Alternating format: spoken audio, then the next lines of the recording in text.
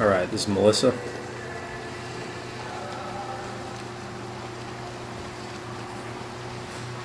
So the good things you have going on: good body position, your hips and legs are riding high in the water, which means you're pretty streamlined, and you have a level head position, so your head's not bobbing up and down. When you turn to breathe, you are lifting up just slightly, so that will cause, in general, it will cause your hips and legs to sink just a little bit. It's not affecting you too much, so it's not the biggest deal in the world. The main thing when viewed from above water is that your extension with both arms could be better, and when you extend more, you reach as far forward as possible, and you'll see that later in the video. It creates a bit more of a streamlined position, so that for a brief moment you present less surface area to the water as you're swimming through it.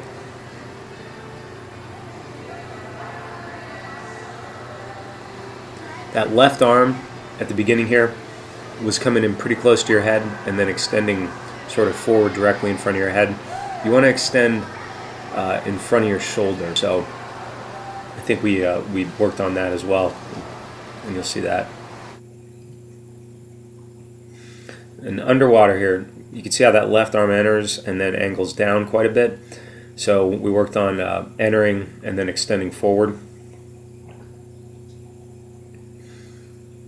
And your actual catch mechanics with your right arm are pretty good. If you recall, we talked about the high elbow catch, early vertical forearm. That's something that just about everybody needs to work on a continual basis.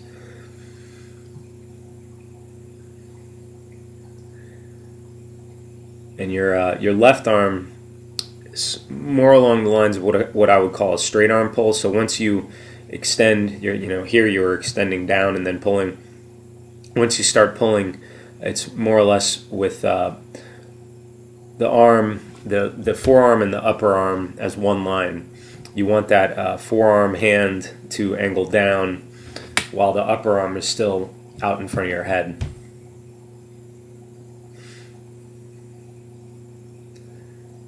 The kick looks good.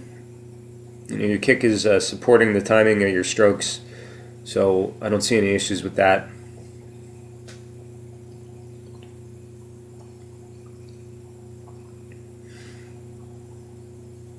Something you could try, may help you, may not.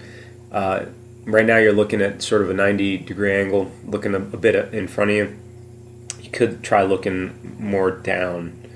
And here you can see how that left arm really kind of crosses over where your right arm stays on the right side of your body. So just want to keep that left arm off to the side a bit. This is working on good reach. Oh, very good. So here you're working on extending that reach.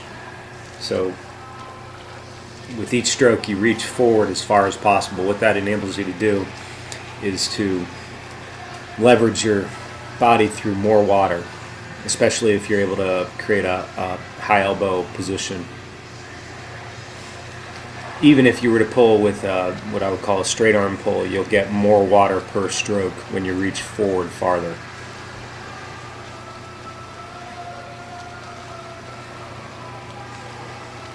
Basically what you're trying to do is trying to cover as much water with each stroke as efficiently as possible.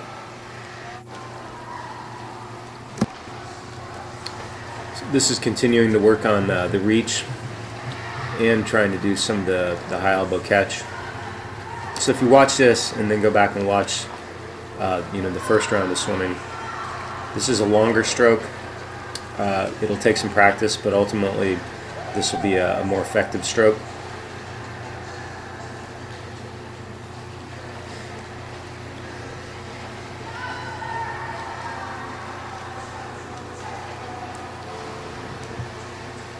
You're doing a good job here of completing the stroke as well.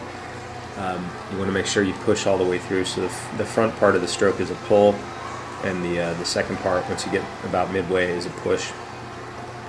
The front part you should primarily be using your lats, and secondary are biceps, pecs, and triceps. as well as some additional muscles in your back.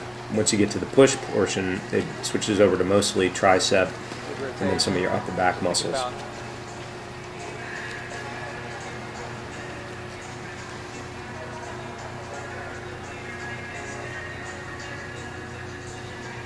So basically, the drills you can work on, and we had to do a couple of them. One arm drill, catch-up drill.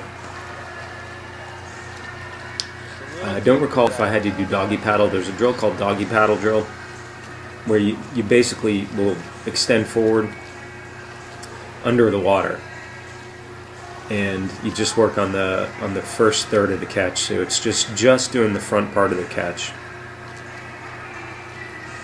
This is one arm drill. You can do this with the board or without the board. So without the board, you would just keep that opposite arm out in front of you, and you're doing a complete stroke here. This is how you would do it.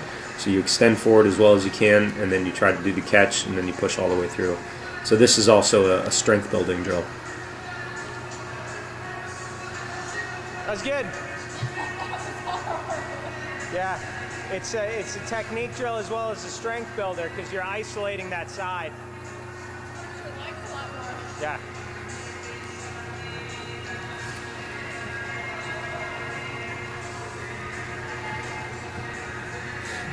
So it's a little tougher on that left arm, or excuse me, that's your right arm. So it's a little tougher here because I think you're not used to breathing on that side.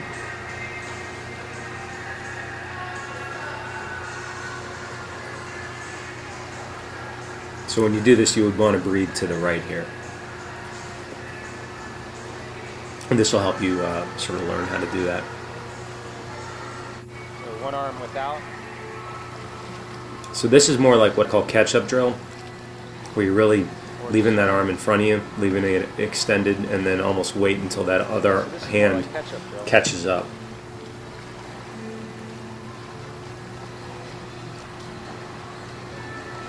So this really works on good streamline, good extension.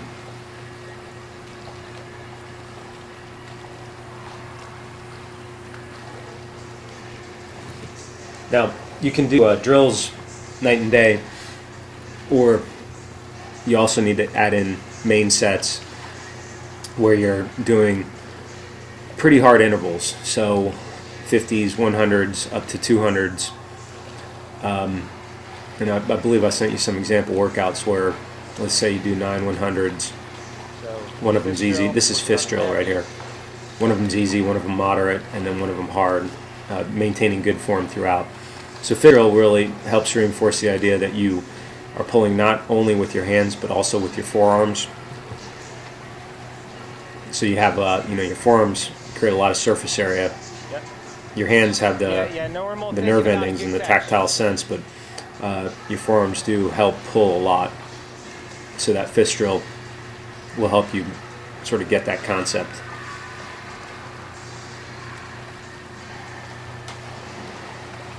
So at the end here, I got a series of still frames, and they were showing you, before we had any feedback, so you could see what was going on. So this is a left arm. So that hand is real close to your head when it entered, and then you angle almost straight down. So you sort of miss out on some water at the front, and a little too close to the center line. And from here onward, it's not a bad pull. This is called a straight arm pull. So you would want to see the hand and forearm angling down, but the upper arm still ahead of your body, ahead of your head. So that left arm, do a lot of one arm drill trying to work on that high elbow catch. The right arm, better hand entry, not extending down quite as deep. Still a little low. And then you're getting some high elbow catch there. You can see your lat flexing in that last frame. This can certainly be better, but that was a better pull than the left arm. So gives you something to work with. I hope that all helped.